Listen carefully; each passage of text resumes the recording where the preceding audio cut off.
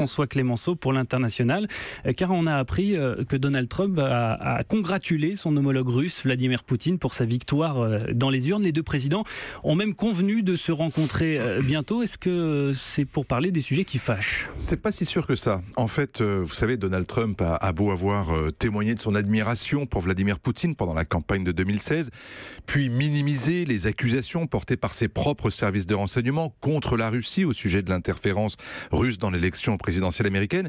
Mais la relation bilatérale, elle est objectivement restée glaciale. Donald Trump et Vladimir Poutine ne se sont vus que 2 fois depuis son élection, en marge de sommets internationaux comme le G20 à Hambourg ou le sommet de l'ASEAN à Da Nang au Vietnam.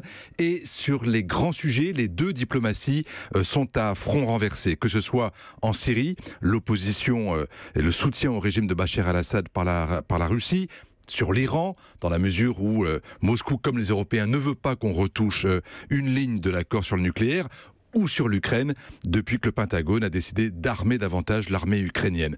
Tout cela sans compter sur ce que Poutine appelle la nouvelle course aux armements. Et d'ailleurs, Donald Trump affirme justement qu'il souhaite en parler avec Vladimir Poutine. Oui, parce qu'on est là dans un plein dialogue de sourds. Trump a signé une nouvelle doctrine militaire qui prévoit de moderniser l'arsenal nucléaire, mais sans diminuer le nombre des ogives, le nombre des missiles, comme s'y était engagé Barack Obama. En fait, comme il le dit lui-même, Trump veut la plus belle et la plus grande armée du monde. Poutine, lui, considère que cette grande armée américaine, elle est dirigée contre lui et contre lui uniquement, alors que les États-Unis pensent qu'il y a d'autres adversaires. Poutine prétend qu'il peut baisser les dépenses militaires. Trump vient de faire voter 700 milliards de dollars de budget pour la défense contre 46 pour la Chine.